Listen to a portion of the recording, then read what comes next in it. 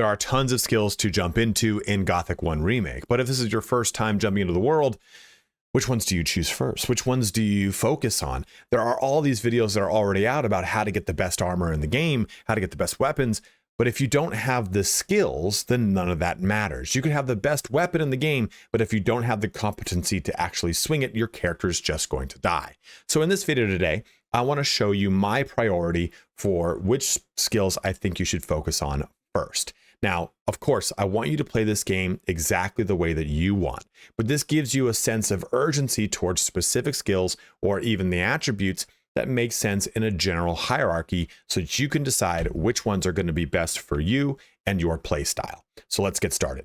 Before we get started, there are some things I want to talk very quickly about when it comes to your skills.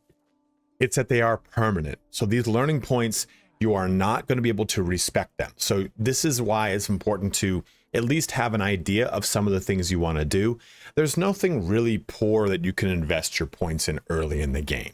So don't worry too much about it, right? If you said like, hey, you know what, I put a point into bow and I haven't used a bow since the beginning. Well, you could simply just use the bow again and you'd be completely fine. Or same thing with one-handed. You can't even get access to two-handed yet. So you don't have to worry about that. You can't get access to these schools of magic yet. So again, you don't need to worry about it. You're in chapter 1. Pretty much everything you have accessible to you are things that are actually directly going to help your character in some way, shape, or form. So don't worry too much about making the wrong decision because it's going to be too hard to invest into any one point or any one skill too much to derail your character. What I mean by that is one-handed here takes 10 learning points and 100 ore. If I want to level it up, it takes 20 learning points and 200 ore. That is 2 levels and a lot of income. By the time you get to a point where you can get all the other skills, you'll not have wasted it all on one skill you don't use, right? It's going to take you 2 levels, and you've seen how slow it is to get levels in this game. Don't worry so much about making the wrong choice. This video is pointed more at giving you an idea of what a good priority of skills would be across all of ones that are available. So the first skill, the first priority I think that is worthwhile getting is a combat skill.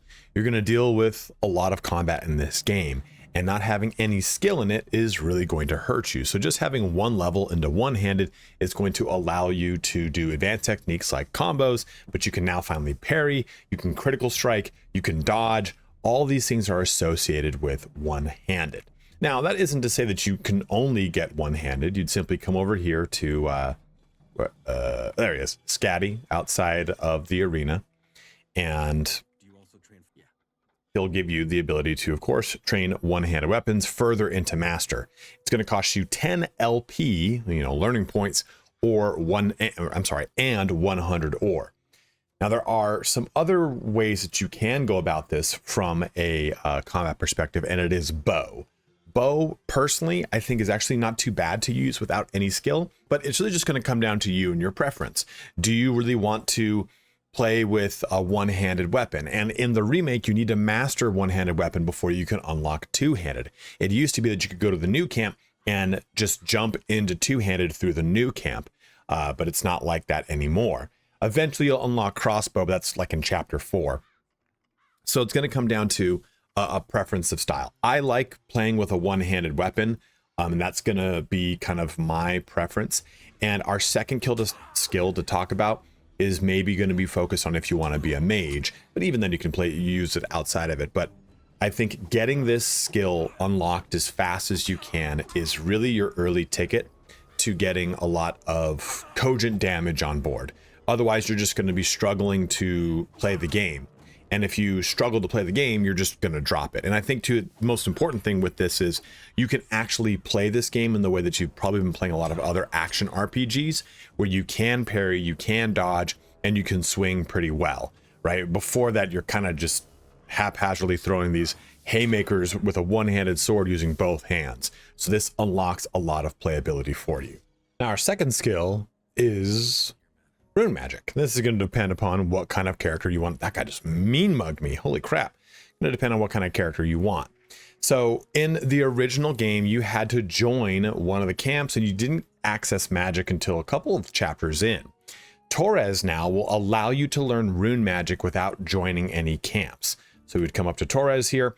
To get access to this, though, you do have to complete his quest, which is just simply getting parchment, which you can get at Graham just by the North Gate, and then 2 wolf claws, which you can get from a number of the hunters right outside of North Gate. But it's only 5 LP. What's nice about this is that you can buy the Novice Magician here, take your first steps in the Arcane Arts, get access to the use of basic runes, go ahead and press that button, and then you can actually spend the remaining 5 points on attributes, which I'll talk about in a little bit here. But so through this though, you only get access to either healing or firebolt. Personally, I would say use firebolt because there are plenty of resources for healing in this game, and getting the firebolt rune, which is nice here. We'll see what you go ahead and give me the rune. Very well. You get this. So it does a considerable amount of damage, right? 35 damage only costs you 5 mana. If you've got no way to replenish your mana and you haven't invested in your mana attribute, that's 5 casts of it. So it's nice to be able to just shoot an arrow that does 35 damage. You kind of compare this to your bow, right? My bow does 24. So it does more than my bow, and I can just simply shoot it. So I think it's better than the healing spell, which I just have so many sources of healing through all of the many food items that I've got. And there is an animation associated with the healing one, so I don't really want to lock myself into that at the early portions of the game when I don't have the armor, I don't have the skills to pivot around. So this is rune magic, and like I said, this is either going to be your second skill you get because then you have a good range capability, or maybe this is the first one. This is the one you choose to go with your combat. Just again, know that you're now going to be reliant on how much mana you actually have to cast those spells, which brings us to our conversation about our attributes later. So our third skill to talk about, and depending on how you went with rune magic, it's your second skill, and it's lockpicking. Because if you're going to deal with all of the things in this game, lockpicking is just such a preference. In my actual main save, it was the second skill that I learned because it does cost 10 LP, which is a whole level's worth of LP, of course, and 100 ore. So this is going to unlock not just simply being able to ransack, old camp or new camp or swamp camp and all the chests there, but you're going to discover a lot of chests in the world. And those chests will have very important items in them. And this is the best way to get access to those chests quickly. You can go ahead and download the mod if you want. You can go ahead and just struggle through learning it without any lockpicking, but just having 1 point in lockpicking does a lot here. It does not reset your progress whenever you break a pick when you're trying to lock when you're trying to pick. You can also make up to 4 mistakes rather than just simply 2 mistakes before breaking your pick, and it reduces lock complexity by removing a connection between 2 pieces. I can't tell you how great that, especially that last one is, because it allows you to set one plate and just move the other ones while you kind of suss things out. It is probably one of the most effective single skills outside of obviously combat skills, which is how you progress the game. But this is what allows you to unlock a lot of really good economic benefits in getting great items, great resource of ore, as well as just a lot of other miscellaneous items that you'll need for quests, that you'll need for upgrading your armor, and a lot of other real good goodies. Our next skill is not a skill, it's actually an attribute. It's focused on both your strength and your dexterity. Doesn't matter how many points you put into one-handed, doesn't matter how many points you put into bow, doesn't matter how many points you put into any of the magic skills. If you don't have the necessary attributes to use the items or weapons or what have you, then it's not going to mean anything.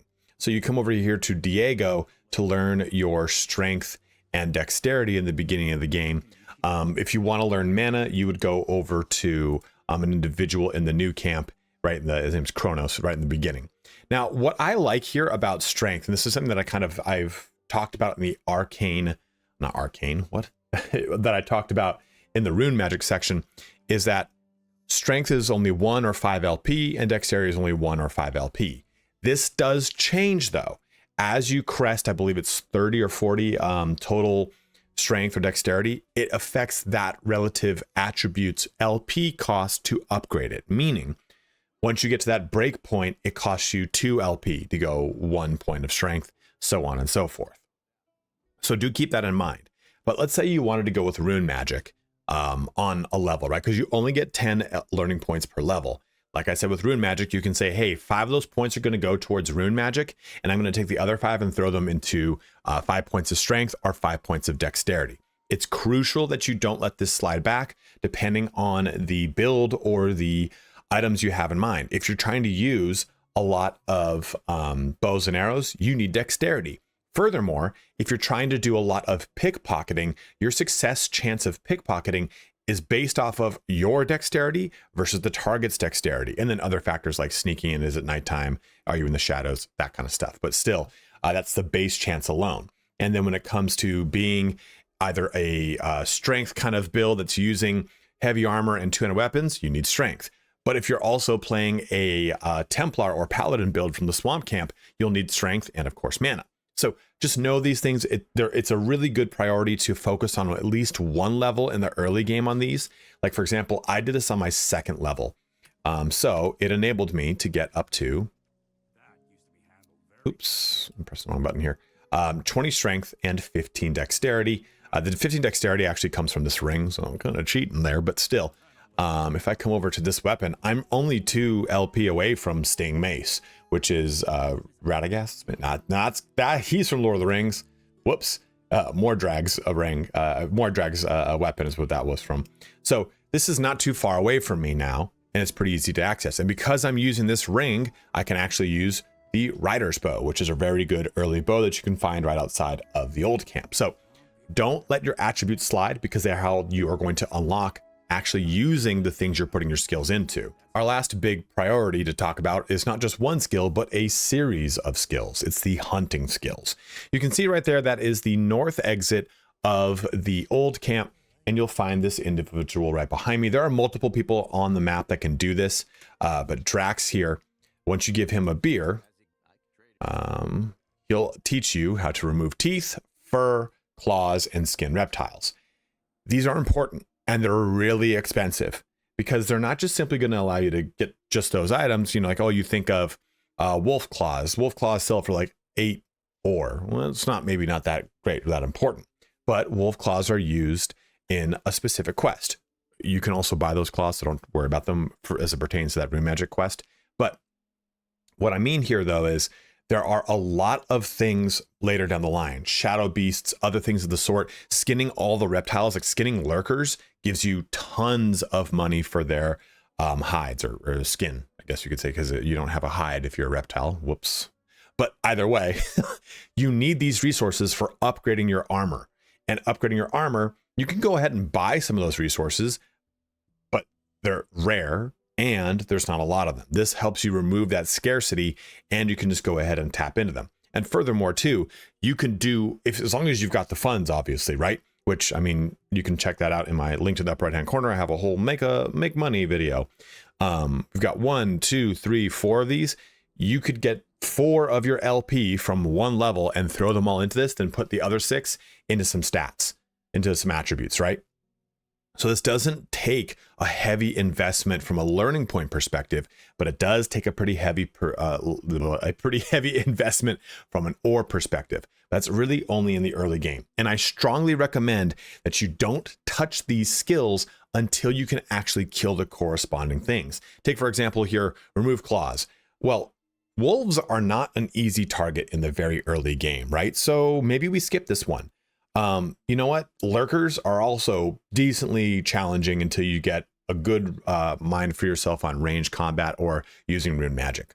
But, you know, hey, you know, we can get fur pretty easily, or teeth pretty easily. Let's go with one of those. You know, so try to make the option here, or choose the options here that best fit your current competency within the game. Don't just listen to someone saying, hey, get all 4 of these skills, and then choose skin reptiles and you can't even kill a lurker, and now you're pissed off. So this will give you a chance to flex into each one of these as you get ore, and as you level up, and as you get better at the game. But do make sure you pick these up, because they are important to your character's progression across his gear, quests, and plenty of other things. So at that, it brings our video here to a close. Now, I didn't talk about stuff like swimming. I didn't talk about climbing. Those are both, and acrobatics, of course. Those are all very important skills, but I think if we're talking about the first 3 or 4 levels of your character, the first 30 or 40 learning points, I'm going to want to put them into a combat skill. I'm going to want to put them into lockpicking. I'm going to want to put them into some attributes before I get into the things that help me move around the game world easier. because I don't find that moving around the game world at the base level is that much of a struggle, versus using a one-handed weapon at the base level is really a pain in the ass. So this just gives you a nice runway into the first 3 or 4 levels of the game. And go ahead and let me know in the comment section below, what is your recommendation for how you would go through your skills in the early game? Or, hey, you know what? I always go with a new camp, so I always make sure to pick up these skills first because I want to get access to them. So when I jump into the new camp, I'm set to go. Whatever it is, let it be known in the comment section below. I got another video coming out tomorrow that shows you the trainer locations of all the skills in chapter 1. So you can just simply jump to each one of those ones and get everything going that you need to get going. But if you found the information in this video helpful, please don't forget to like, comment, or subscribe. And don't forget to check my Discord link below. That way you can get up to date on any time I go live. I upload a new video, and anytime I put any content polls to determine the direction of the channel. But as always, guys, thank you so much for watching here today. Have a good one and take care.